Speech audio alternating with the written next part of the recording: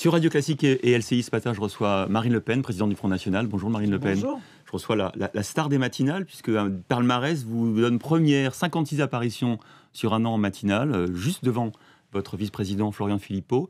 Est-ce que c'est parce que le Front National manque de tête d'affiche? La question qui est derrière, c'est est-ce que vous serez capable, le cas échéant, un jour de former un gouvernement?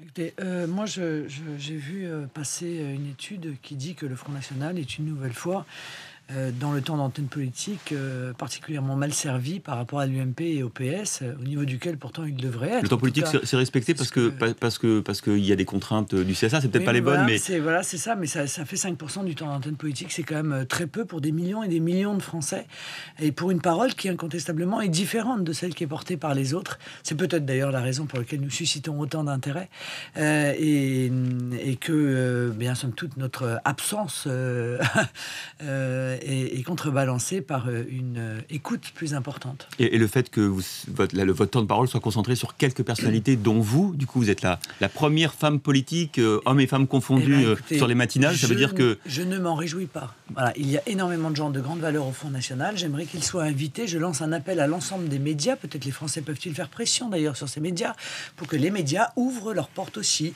à David Racheline, à Stéphane Ravier, à Nicolas Bay, c'est-à-dire à ces cadres qui ne peuvent pas venir sur les plateaux et qui pourtant représentent aussi la diversité du Front National. Vous avez cité un des nouveaux maires Front National.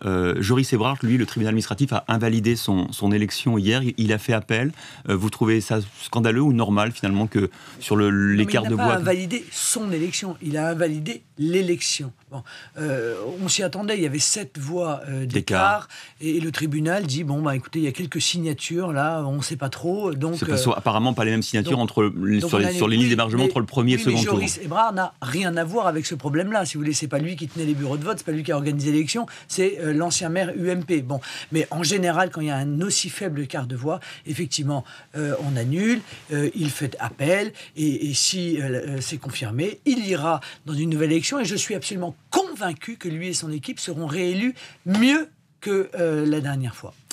Front National, on peut encore dire Front National pendant combien de temps? Parce que j'ai vu que vous envisagiez l'an prochain de poser la question après le Congrès à vos adhérents, s'il fallait ou pas changer le nom. Pourquoi? Parce que vous vous posez vous-même la question, Marine Le Pen? Non, parce que c'est un débat qui existe au Front National.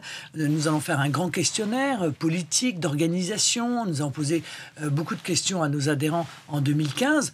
Après tout, pourquoi ne pas intégrer une question sur ce sujet, ne serait-ce que pour savoir ce qu'ils en pensent? Bon, moi, je crois qu'il n'y a pas de tabou et que lorsque on joue le jeu de la démocratie, il faut le jouer jusqu'au bout et entendre ce que les adhérents pensent de telle ou telle Mais pourquoi la question se poserait? Votre père dit, mais pourquoi se poser la question? Le Front National, finalement, c'est un parti qui ne cesse de progresser. Pourquoi faudrait-il changer son nom? Mais parce que le Front National est aujourd'hui un très grand parti de rassemblement qui rassemble bien au-delà de son socle et que voilà, la question peut se poser de savoir, faut-il donner un nom à ce grand rassemblement qui est en train de se faire, parce que ça fait déjà un certain temps, grâce au rassemblement Bleu Marine, que ce rassemblement s'effectue. Voilà, faut-il faire une entité unique pour rassembler tous ces gens, Front National, Rassemblement Bleu Marine, ceux qui appartiennent à des partis politiques qui eux-mêmes appartiennent au Rassemblement Bleu Marine? C'est une question qui peut se poser. Et d'autres partis éventuellement, d'autres partis qui pourraient éventuellement vous rejoindre? Oui, mais il y a déjà des partis qui nous ont rejoints. Le Ciel, par exemple, qui est aujourd'hui présidé par Karim Mouchik, nous a rejoints. Donc, après tout, je l'espère en tout cas, car mon objectif, une fois de plus, c'est de gagner les élections et pour appliquer notre programme, et de gouverner bien sûr, un jour. Gouverner. Et donc, vous aurez besoin d'alliés, c'est ce que vous êtes en train de nous dire? Mais j'ai besoin de tous les patriotes, qu'ils viennent de droite ou qu'ils viennent de gauche. Il y a des petits mouvements politiques qui viennent aussi de gauche, comme le PEC, qui nous rejoignent. Il faut les accueillir et il faut réfléchir à cela. Dans l'actualité, il y a évidemment l'annonce par le gouvernement hier, ça sera un amendement parlementaire, d'une modulation des allocations familiales en fonction des revenus. C'est une bonne idée pour faire des économies ou une mauvaise idée? C'est toujours pareil. Moi, je considère que c'est une mauvaise idée parce que on ne fait pas les économies là où on devrait les faire.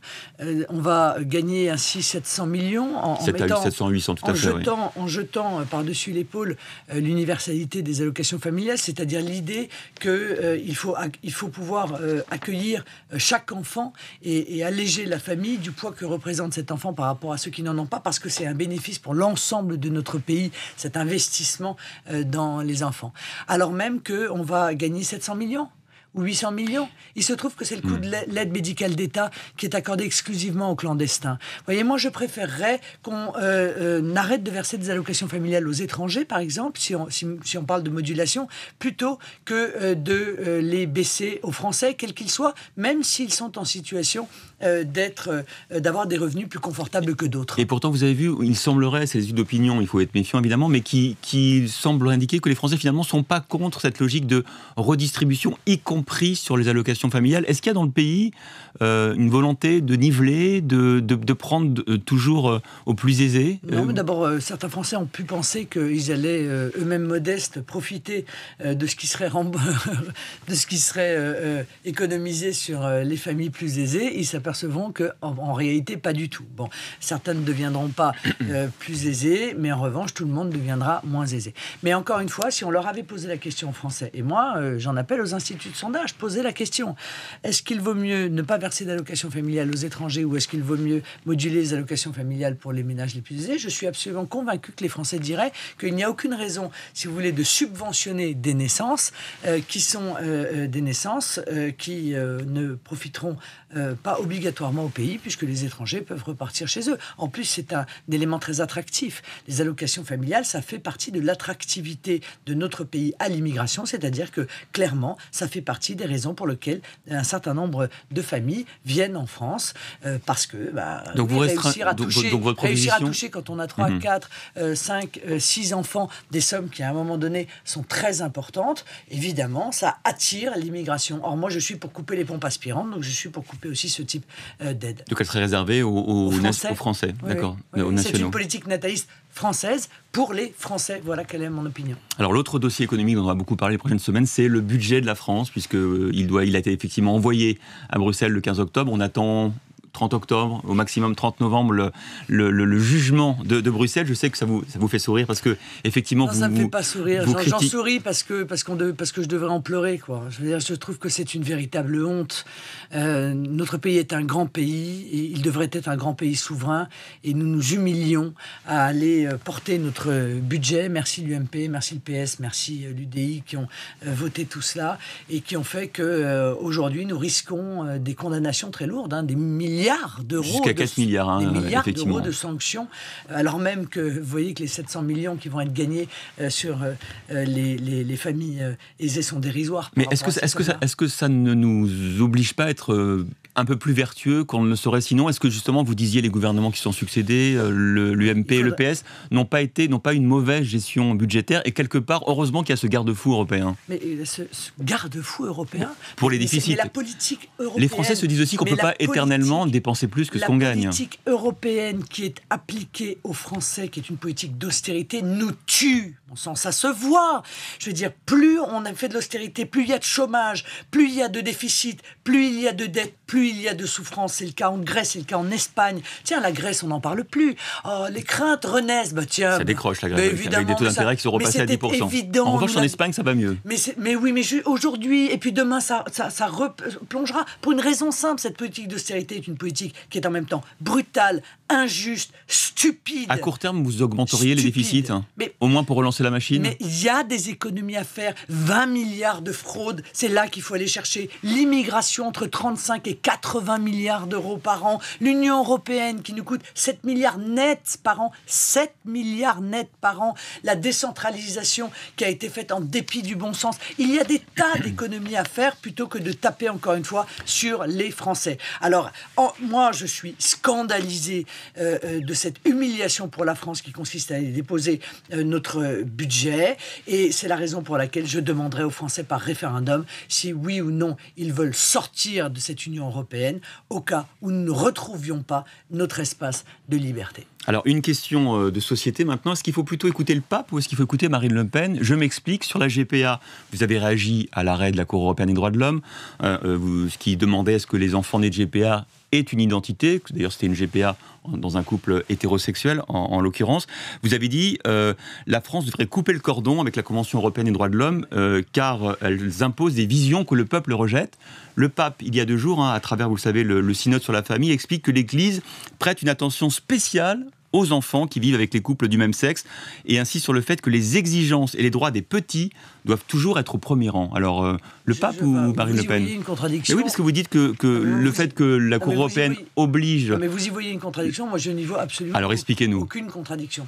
D'abord, je pense qu'il faut que nous prenions nos distances avec la Cour européenne des droits de l'homme, parce que, d'abord, les droits de l'homme, ils sont dans notre Constitution. On n'a pas besoin de la Cour européenne. Et celle-ci a développé une jurisprudence, pas seulement dans ce domaine. Sauf que le gouvernement refuse de donner des papiers aux enfants nés de GPA. Et la Cour européenne dit donnez-leur des papiers. Pas seulement dans ce domaine. Si nous ne pouvons pas limiter considérablement le regroupement familial, c'est aussi à cause mais de dans la ce domaine, dans ce domaine, moi, sur la je GPA. considère que les gens ne peuvent pas mettre l'État devant le fait accompli. Quand il y a une loi, tout le monde doit respecter cette loi. Et aller faire une GPA à l'étranger et en revenant en disant « Ah ben mon pauvre petit, il faut absolument que vous accréditiez sa filiation », c'est malhonnête à l'égard de la loi. Mais le pape dit le droit des petits en premier. Ça n'a rien à voir. On peut très bien considérer que on n'accepte pas la filiation issue de la GPA, mais qu'en revanche, on peut parfaitement accorder un statut de tuteur, par exemple, à l'enfant. Bon, d'autant que dans la GPA, il y en a au moins un des deux, normalement, qui est le vrai parent. Bon,